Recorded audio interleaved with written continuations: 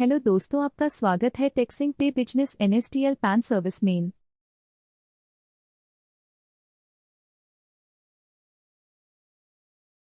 टेक्सिंग पे business website खोलने के बाद एजेंट लॉगिन पर क्लिक करें। इसके बाद अपने रजिस्टर्ड ID, पासवर्ड और पिन डालकर लॉगिन करें।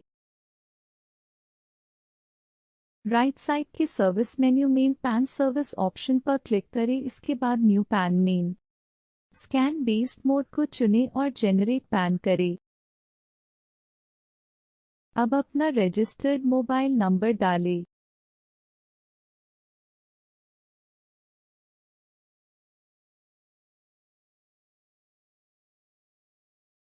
और OTP डालकर सबमिट करें। के आधार डिटेल्स को ध्यान से दर्ज करें। नाम ठीक वैसे ही दर्ज करें जैसे कि आधार पर दिखाई दे रहा है।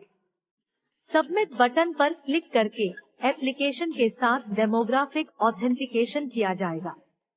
कृपया सुनिश्चित करें कि ऑथेंटिकेशन से पहले कंसेंट चेक बॉक्स पर टिक किया गया है।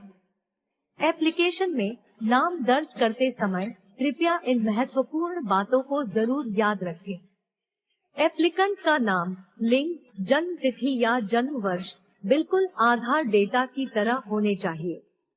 इनिशियल्स केवल मध्य नाम में अनुमत है, लेकिन केवल अगर आधार कार्ड पर इनिशियल्स मौजूद है। यह सुविधा माइनर और non individuals like HUF, firm आदि पर लागू नहीं है। आइए इसे उदाहरण से समझते हैं। करेक्ट साइंस वाले कॉम्बिनेशंस को कृपया ध्यान से देखें। केवल यही कॉम्बिनेशंस पैन फॉर्म में भरने की अनुमति है, लेकिन केवल अगर आधार कार्ड पर वह मौजूद है।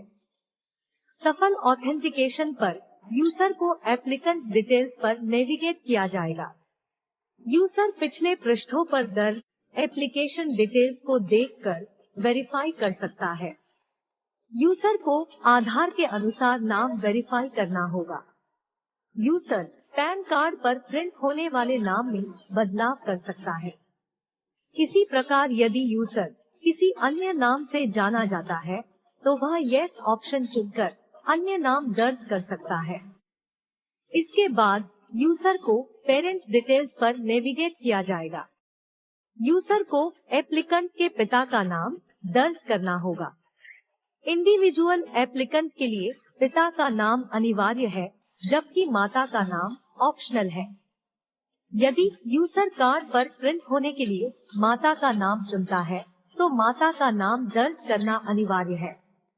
माता के सिंगल पेरेंट होने की स्थिति में यूजर सिंगल मदर फ्लैट चुन सकता है और माता का नाम दर्ज कर सकता है। यहाँ भी कृपया ध्यान रखें कि आद्याक्षर केवल मध्य नाम में ही अनुमत है। कृपया याद रखें, विवाहित महिला को भी फादर नेम फील्ड में केवल पिता का नाम ही डालना है। इसके बाद यूजर को अदर डिटेल्स पर नेविगेट किया जाएगा। फिजिकल पैन या केवल ई पैन के बीच चुनें। यदि यूजर केवल ई पैन चुनता है, तो पैन एप्लीकेशन में दिए गए ईमेल ID पर केवल पैन कार्ड की सॉफ्ट कॉपी भेजी जाएगी। सोर्स ऑफ इनकम चुनें। सोर्स ऑफ इनकम वेतन या व्यावसायिक पेशा है, तो कार्यालय का पता अनिवार्य है। एप्लीकेशन अपडेट प्राप्त करने के लिए टेलीफोन और ईमेल ID सावधानी से दर्ज करें। इसके बाद यूजर को असेसिंग ऑफिसर कोड यानी AO कोड पर नेविगेट किया जाएगा। यूजर को आधार पर उपलब्ध पते के अनुसार राज्य और शहर को चुनना होगा।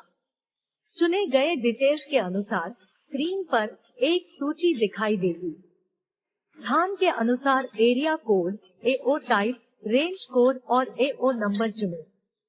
जगह और तारीख दर्ज करें। इसके बाद आपको डॉक्यूमेंट्स डिटेल्स पर नेविगेट किया जाएगा। उपलब्ध ऑप्शंस में से पहचान का प्रमाण, पते का प्रमाण और जन्म तिथि का प्रमाण चुनें। यहाँ फोटो और हस्ताक्षर अपलोड करने के लिए इन महत्वपूर्ण बातों को याद रखें। फोटो और हस्ताक्षर इमेज GIF, JPG या PNG फॉर्मेट में होनी चाहिए। फोटो और हस्ताक्षर की इमेज साइज 50 KB से ज्यादा नहीं होनी चाहिए। फोटो और हस्ताक्षर की इमेज रंगीन और स्पष्ट रूप से दिखाई देनी चाहिए। कृपया दिखाए गए चित्र अपलोड न करें। सुनिश्चित करें कि फोटो और हस्ताक्षर उनके संबंधित जगह में ही अपलोड हो। सफल अपलोड के लिए बताए गए दिशानिर्देशों का सख्ती से पालन करें। अपलोड सपोर्टिंग डॉक्यूमेंट्स सेक्शन के साथ आगे बढ़ने से पहले इन महत्वपूर्ण बातों को याद रखें। डॉक्यूमेंट्स केवल PDF फॉर्मेट में ही स्वीकार किए जाते हैं। डॉक्यूमेंट पासवर्ड प्रोटेक्टेड नहीं होना चाहिए। डॉक्यूमेंट की प्रति ठीक से स्कैन की जानी चाहिए और स्पष्ट रूप से दिखाई देनी चाहिए। सुनिश्चित करें कि अपलोड किए गए डॉक्यूमेंट्स में पैन एप्लीकेशन के अनुसार आवेदक का नाम, जन्म तिथि और पता है। यदि आधार में नाम, जन्म तिथि और पता है, तो केवल आधार ही एकल प्रमाण के रूप में चुना जा सकता है। यदि फोटो, साइन या सपोर्टिंग डॉक्यूमेंट्स दिए गए दिशानिर्देशों के अनुसार नहीं है, तो प्रोटीएन की तरफ से आवेदक को डिस्क्रिपेंसी ईमेल भेजा जाएगा। सपोर्टिंग डॉक्यूमेंट्स के बारे में अधिक जानने के लिए आप हमारी वेबसाइट पर जा सकते हैं। कृपया ध्यान दें कि वेबसाइट URL में परिवर्तन हुआ है। www.tin-nsdl.com अब www.protein-tinpan.com है। इसके बाद यूजर को कंफर्मेशन पृष्ठ पर नेविगेट किया जाएगा। यूजर को एप्लीकेशन में दर्ज सभी डिटेल्स की जांच और पुनः पुष्टि करनी होगी। इसके बाद यूजर को eKYC प्रमाणीकरण पोर्टल पर नेविगेट किया जाएगा। eKYC प्रमाणीकरण के लिए 2 ऑप्शंस उपलब्ध है। OTP आधारित eKYC या बायोमेट्रिक आधारित eKYC। यदि यूजर OTP आधारित eKYC चुनता है, तो OTP एप्लीकेंट के मोबाइल और आधार में उपलब्ध ईमेल ID पर भेजा जाएगा। यूजर को eKYC करने के लिए एप्लीकेंट के जरिए OTP प्राप्त करना होगा। वैलिड OTP जमा करने पर यूजर को सफल eKYC प्रमाणीकरण की एक स्क्रीन दिखाई देगी। बायोमेट्रिक आधारित eKYC के लिए मॉर्फो, मंत्रा या प्रिसिजन में से किसी एक बायोमेट्रिक डिवाइस को संबंधित कंपनी के RD सेवा ऐप के माध्यम से गूगल प्ले स्टोर से डाउनलोड और रजिस्टर करना होगा। सफल प्रमाणीकरण के लिए कृपया समय समय पर प्रोटीएन द्वारा बायोमेट्रिक सेटिंग्स के बारे में प्रसारित किए जाने वाले निर्देशों का पालन करें। जब यूजर बायोमेट्रिक आधारित eKYC चुनता है, तो एक पेज प्रदर्शित होगा जहां यूजर डिवाइस चुन सकता है और उंगलियों के निशान कैप्चर करके सबमिट बटन पर क्लिक कर सकता है। सफल फिंगरप्रिंट कैप्चर के बाद यूजर को सफल eKYC प्रमाणीकरण की एक स्क्रीन दिखाई देगी। इसके बाद यूजर को e-साइन स्क्रीन पर नेविगेट किया जाएगा।